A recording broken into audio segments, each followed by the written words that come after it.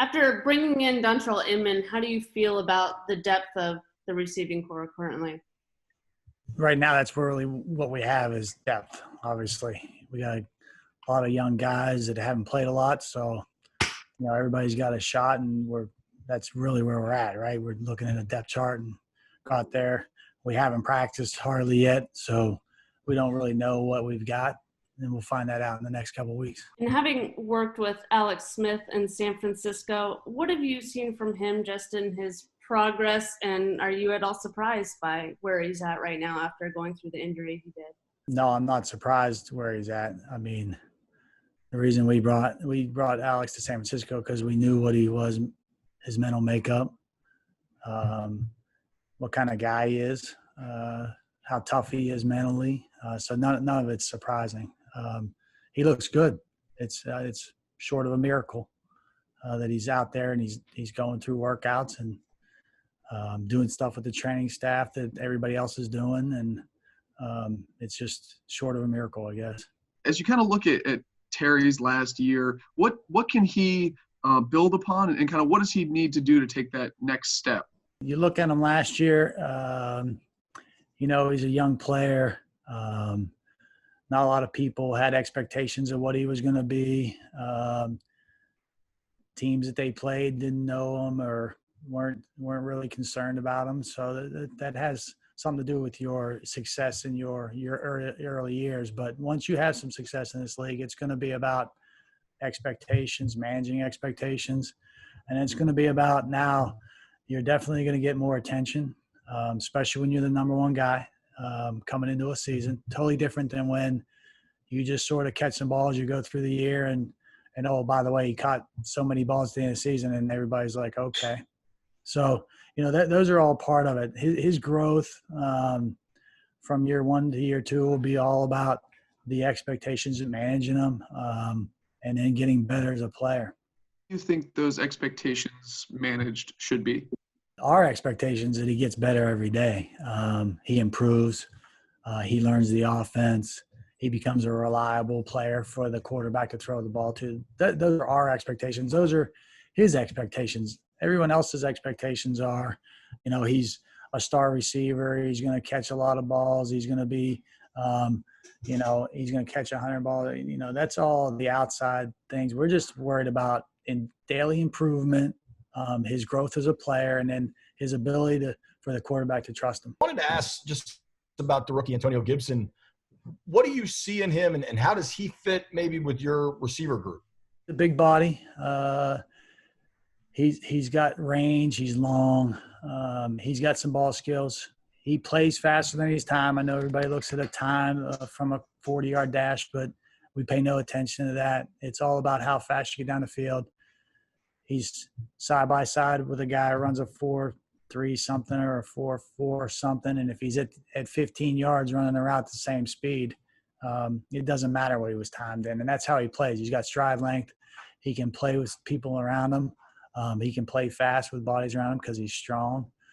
That's what we liked when he was coming out.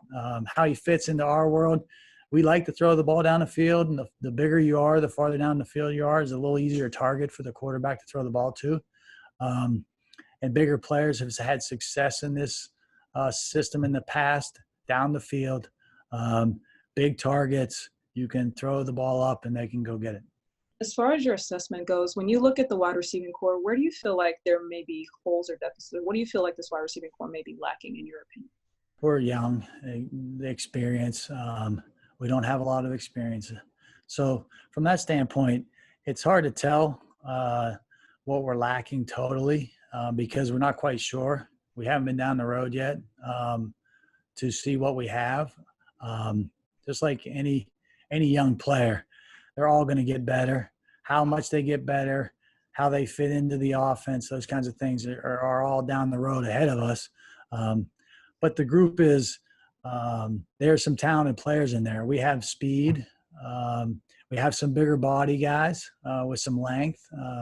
We have a couple of guys that fit into the way we think about how the position should be played. So there's some diversity there that hopefully over the next couple of weeks we can round it down to, okay, here's how we're going to go play the games and who we're going to do what with, and we can go have some success on the quarterback, as somebody that he can throw the ball to. Randy Jordan was telling us that he was quizzing Antonio Gibson about his role, and he was telling him the answer for the F, basically. And so he was saying that he's being asked, obviously going between wide receiver and running back. I'm just curious, what have you guys been asking him to do thus far? What has it been like working with Antonio? What are your expectations for him? He's a good kid. Obviously, he played in college, mostly receiver, so that's where he's comfortable. So coming out in my group, being in meetings with my group, he's comfortable. It's natural for him. He's done a lot of those things already. He's just got to develop, just like all young guys. He's got to develop. The more you can do in this league, he's the kind of guy that can line up in different spots. He's a matchup issue for the defense. So those are the kind of guys that you can take advantage of if they can do multiple things. Roster decisions, those are going to come at you pretty fast here. With a limited amount of practice time, how do you structure that to make sure you get done what you need to get done? We're going to start with the process of giving everybody the ability to compete, repetitions, the ability for guys to show what they can do. And that's on us as coaches to put them in the spot so we can expose them, either good or bad. And then we just go from there with communication, from the head coach to the personnel people on down through Scotty and me, of deciding who the best players are going to be moving forward, and then how our depth fits in behind it. And this will be a unique year. Your depth is going to have to show up a lot more this year than it has in the past, just because, one, we're in a shorter time frame to get ready. So they're not going to be able to play as many snaps early in the season. They're not going to be ready to do that. So you're going to have your depth play a little bit more, which in our case should help us gain experience, right? Should help us develop more than one or two players. And that should help us down the road. And through all those communications that we have, we'll come up with those guys and then we'll move forward. Dwayne worked with the receivers on his own. I know you weren't obviously allowed to be there for that, but did you get a sense for maybe if some stuff has been accomplished already just in terms of getting that chemistry down? We went through an off-season program. We installed how we wanted things to look and how we wanted things to be run. And obviously we're not out there with them.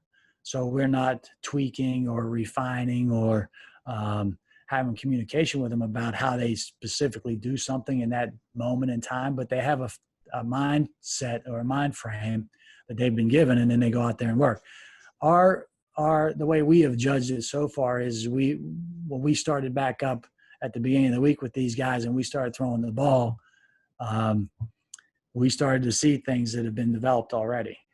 It wasn't the first day of something that they've never done before. So that tells us right there that they took the information and they went out there and they started to work on it. And then now it's just a process of refining it and going forward.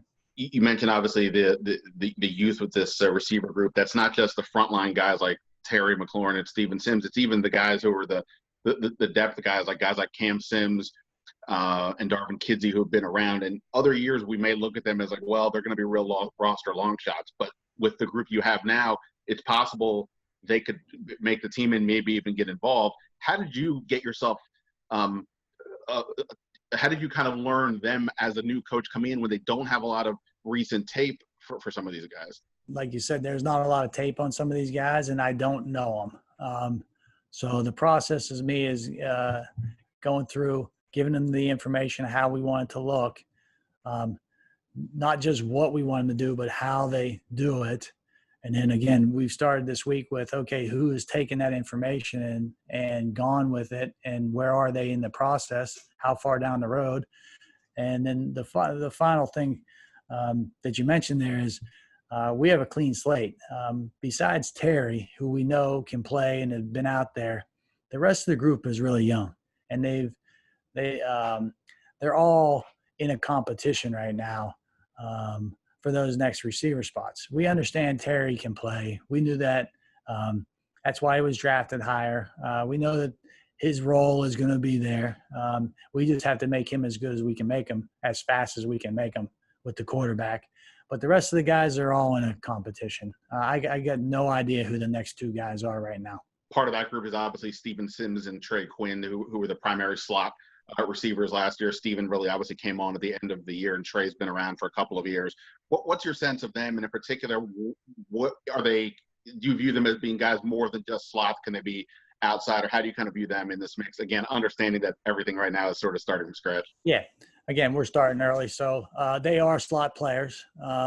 That's what they are comfortable doing. That's what they've done in the past, and they made a team as a slot player in the past, and these coaches knew what they were doing, and they evaluate.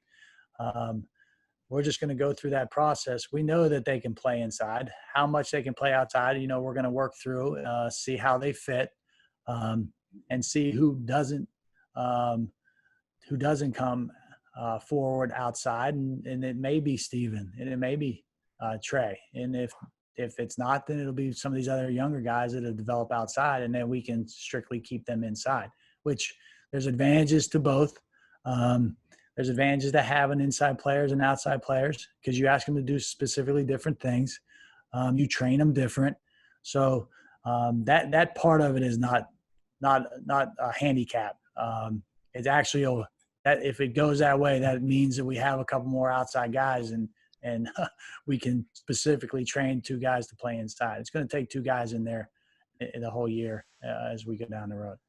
Most of our questions have to do with these guys as pass catchers, but how do you feel about them as run blockers? This is a team that has a lot of running backs, and do you think you have enough in terms of helping out on the edge in that aspect, especially losing Kelvin Harmon? Kelvin hurt because he's a big body guy. He's a physical guy. That was going to be somebody we're going to use more in the run game, but we got some other bigger guys that are going to be able to do it. It's not nearly as prevalent as it was 10 years ago in the NFL, the run game for the receivers blocking. Now there's so much built into the pass options in the run game. So guys are still playing in their element and still affecting the defense without having to run down there and put their face on somebody on a block. Now we're going to have to do that. Don't get me wrong, but there's a lot less of that that's going on in this league. Is it an advantage in any way, or is it maybe kind of a joy as a coach to come in cold with this team in this offense and have a bunch of guys who are young? Is there anything to that you can mold them any way you want? I don't know.